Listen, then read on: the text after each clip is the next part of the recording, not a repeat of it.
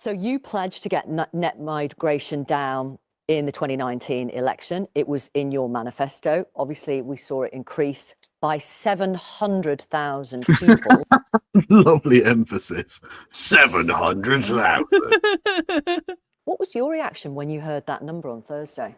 Well, if I may, just to unpack a little bit of that, we know that we wanted to see immigration come down, and it didn't. We are very open and frank, as Kemi set out in her speech this week, about how we want to do better for voters, and we want to make some real movement on this if we're and when we're lucky enough to be back in government. So when you heard that it was nearly 1 million in 2023 to June 2023, you are not going to be back in government unless Farage does cave and like become part of the establishment and all that shit. Unless he like folds them into the Tory party or becomes a Tory MP or something. The Tories are fucking dead. They don't have a brand or particular mass support anymore. And also, like, I don't see any chance of them getting back into government if they fucking send Victoria Atkins to defend their record. Oh, no. She's so bad. It's so bad at this. It's honestly, I'd like to, like, sort of say to the Americans watching this, like, not all of them are like this, but quite a lot of them are like this. What do you think? Well, I like you, Victoria, being fair-minded. I imagine you and others will remember that, of course, we had 3 humanitarian crises. I'm trying to get there. Yeah. First of all, Ukraine. We welcomed rightly many people into our country. Now you think that it's worth talking about humanitarian crises when it comes to migration. So weird. You didn't think to talk about those things when you were the ones in government, though, did you? You were too busy talking about stopping the boats. You were too busy talking about how it was a bunch of military-age men coming here, invading our country. Oh, yeah, because actually, it's right. We did have some humanitarian crises. We did have to accept asylum seekers from places like Syria and Iraq and Iran, and of course, Ukraine and Hong Kong, the countries where the good migrants come from, by the way. You know, the good ones come from the ones that we're happy to accept, and the bad ones on the boats. Is there some unifying force from the bad countries? Is there some sort of unifying reason why people from those countries specifically need to leave? Is there some sort of Western imperialist force that's like bombing the shit out of all of these places and reducing them to rubble and making it unlivable so that people need to have to leave? Maybe that we could stop doing that. Maybe not turning productive, solid, stable countries into slave market hellscapes. Probably good in everyone's interest, including our own. In the wake of that war, we also welcome people through Afghanistan, the fall of the Taliban, and we welcome people from Hong Kong because of the humanitarian. And just on that, again, just the good ones, just the good countries. And even then, like, there are people who worked as translators for our government in Afghanistan who couldn't get here via the official safe and legal route, so were forced to use the irregular crossings across the channel. People who we should have been airlifting out of Afghanistan, but unfortunately Dominic Raab was on his fucking sun lounger. So you know who we did airlift out? Boris Johnson's friends' dogs. That's an actual thing that happened. You can it look is at indeed. Literally, we prioritised Boris Johnson's mates' pooches over the human beings who put themselves in mortal danger to keep British servicemen alive. Humanitarian visas in 2023 made up 7% of the legal visas that you handed out, the 1.44 million visas that you handed out. So it's a tiny proportion. But a significant one. And if you remember, we had different schemes actually for the different humanitarian crises because, of course, Ukraine and Afghanistan was so very, very urgent at the time. But we also took measures at the beginning of the year under Rishi's government. I'm sorry, I am going to pause you there, Victoria Atkins. Well, I'm just trying to explain. You asked me the first question. I did ask you. No, you're not trying to explain. I'm pausing you because you're jibber-jabbering. That's the thing, is that what's frustrating is that there's a really easy answer to this question. A large amount of the visas that they gave out were for student visas because the rules were relaxed under Boris Johnson, because they are bringing foreign capital and spending it on our export goods for the best educational establishments in the world, and subsidising people to be able to go there from the UK. So UK students get lower fees than international students. That would be the correct answer. But people don't want to hear that answer because that is somebody saying literally anything positive about the economic benefits of migration, which, as we know, in the UK sphere of politics is complete, like, that is anathema. That That breaks a murder. Your question, and I Yeah. still haven't heard the answer. When you Okay, heard it well, was nearly a it's million fine. people last Yeah. year on your watch, what did you think? It's too high, and that is precisely why both Rishi at the beginning of the I wish year I was too brought high. in measures including removing the ability of international students to bring dependents in. We know that that is the main factor, according to the ONS, in the recent reduction we've seen in migration. So But you had we've to bring in also seen- reforms Yeah, to reverse the numbers that came in because of your earlier reforms. because well, I think also So you had to reverse the bollocks up you made of the system initially. Well, I mean, in their minds, it'd be a bollocks up. I think it's fine. Either dependents are coming over here and they don't have any money, so they're going to have to get a job and be able to work because you don't get access to public funds as the family of a student or whatever. Or if they're coming here because they are the family of someone who's studying and they're rich enough already that they can spend 3 years here without a job, surviving just off of foreign capital, then again, they're bringing foreign capital into the UK to spend on our goods in our economy. Yeah, that's a good thing. That's a good thing if they're doing that. That's driving up the demand for products that we make and sell. That's paying the wages of the workers in this country, which obviously will be No. subject to VAT. Can we not cut off our nose to spite our face, please? because we know that That's in the Brexit relation I to voted students, for. of course, this is a very popular, very highly respected country in terms of our universities. We're very proud of that. But we saw that there was a particular issue with dependence of international students coming in. So we changed that. We've also changed the dependency, the ability of people coming in on health and social care visas to bring dependents in as well. So these are all having an impact, but we have to look forward. And Kemi gave her speech on Thursday. Yeah. setting out Hang a minute. Yeah, we have to look forward. Yeah, because if we look back, we'd realise that we failed miserably at every single thing we ran on in the election. Because again, you know, both you and I, Kevin, we both agree that migration was overall a net good. We recognise the economic benefits and the cultural benefits that you get from having a good migration system. And of course, but they don't think that. And we know they don't think that because they ran on that at every single election. 2010, 2015, 2017, 2019, every single time they ran on reducing migration, and they didn't. It continued to increase, and exponentially too. It went up in overall numbers at every single election. They have explicitly failed under their own terms. So we have to look forward, of course, because if you look back, they would realise that it undermines their entire position. Exactly. They're stood in front of a burning house going, let's not look back. Mistakes may have been made. Let's not look back. Let's just walk forwards away from whatever's behind me. I'm not even looking. So Well, then it's just like, you know, they're standing in front of a pink house that they've painted pink after promising not to paint it pink, and then saying pink houses are awful, and then everyone else is going, actually, I quite like pink houses. No, you can't like pink houses. That's woke. Pink houses are woke. How dare you? to be fair, if I saw a pink house, I would probably think the people that live there were probably a bit woke. True. Look, don't get me wrong. I don't think that's a bad thing, but I would think it. Yeah, true. Principles that we will be applying to this. And what I'm worried about, I've seen some of the coverage today about Labour's speech this week. They're not setting out any firm plans for change. And what I'm concerned about, for example, well, no, but we've had pre-briefs, haven't we? And we know, for example, that the government is opening up more hotels across the country. We know that they're focusing on the process, which, whilst that's important, of course it is, nonetheless, it's also When you say opening hotels, do you mean, presumably you mean opening the space in them for people to live in, not like they're becoming a hotelier?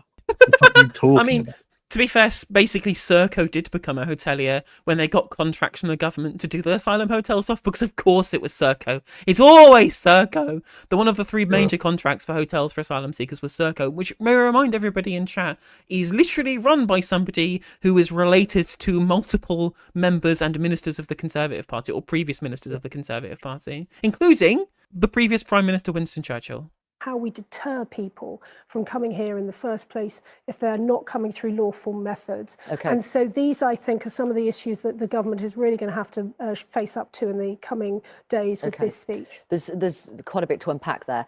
Since 2010, the Conservatives have promised to bring down net migration. You'll remember David Cameron, and then Theresa May talking about bringing it down to tens of thousands. So 2010, 2015, 2017, 2019, you've promised to voters, we're going to bring it down. And every single time you've actually delivered the opposite. So I wonder. That's literally, that's why it's so easy for reform to get that message across. Like, it's such a simple idea. The Tories promised you they were going to reduce migration every fucking time. And you voted for them, you gave them their vote. Even people in the north of England who didn't usually vote for them went, okay, we'll give Boris Johnson a chance, do the thing. And they fucked you over every time. Yeah, and that plays so perfectly into the anger that people actually feel. They're being lied to by wankers. Now, Farage is also a wanker who's also lying to them, but in slightly different ways. He's a more saleable con man. True. And again, he doesn't have a record that he can blemish. Yeah.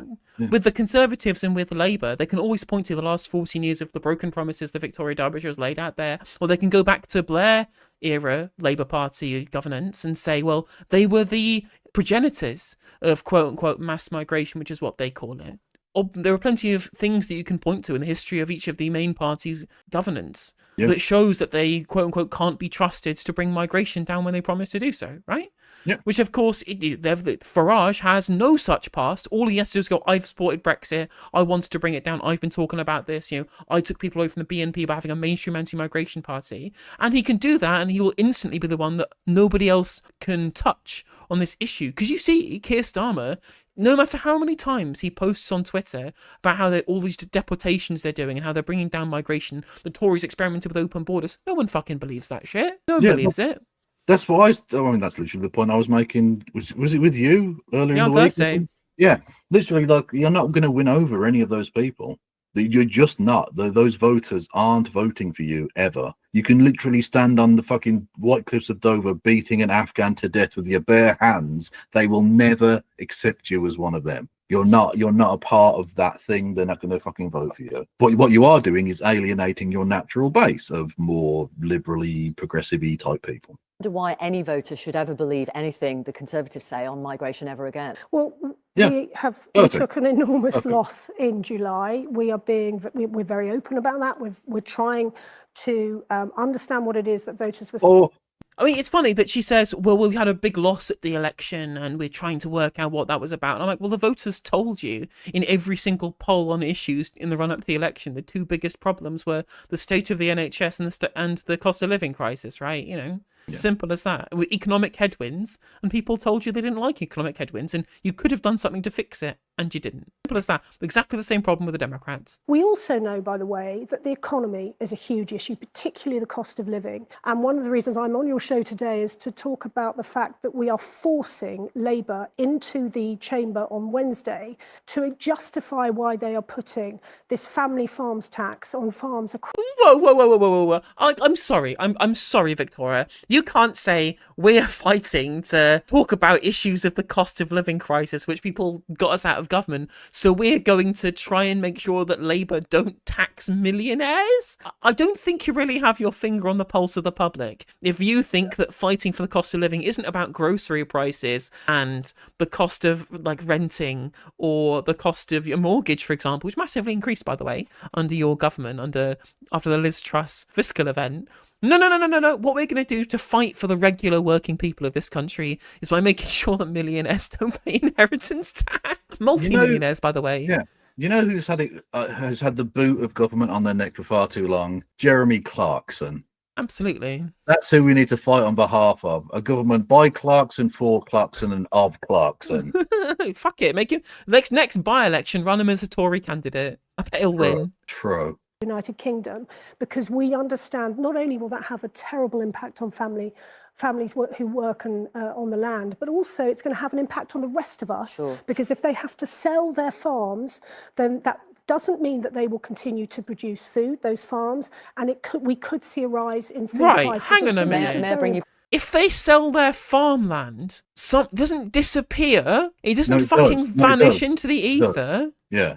No, it's like in Minecraft. You hit the blocks and it just disappears. Yeah.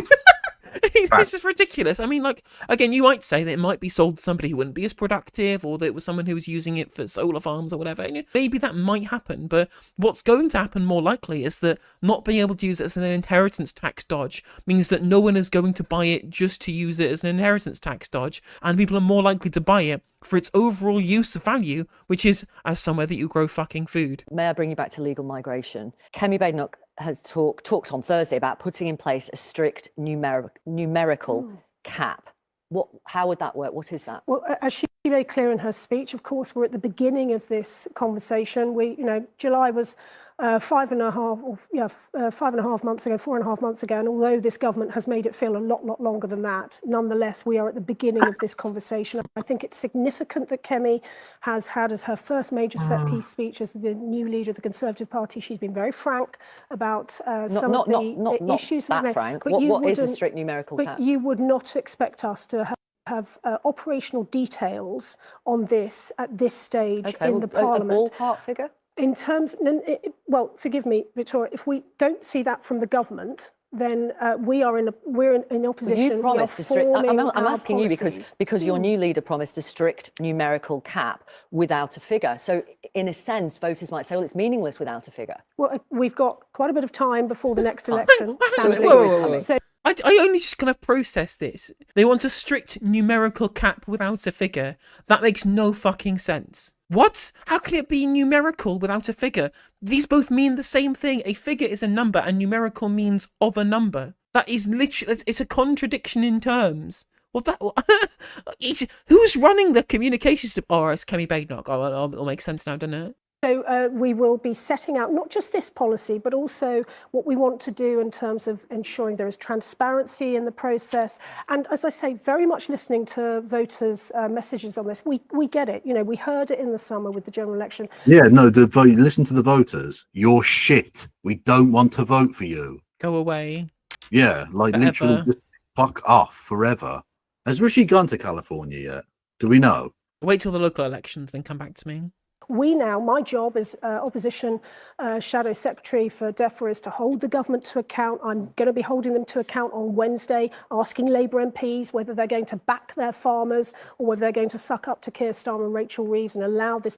I mean, that's one way of describing like party, voting discipline, I suppose. Like, don't get me wrong, sometimes they do suck up to party and they're yes men and all the rest of it. But like, you also do need to have a semblance of voting with the government if you're part of the governing party. I'm sure there are plenty of people who just supported the bill. Like, yeah, it could be that they also support taxing Jeremy Clarkson. Yeah, exactly. And Andrew Lloyd Webber. Yeah, imagine a Labour Party wanting to tax landowners. How crazy would that be?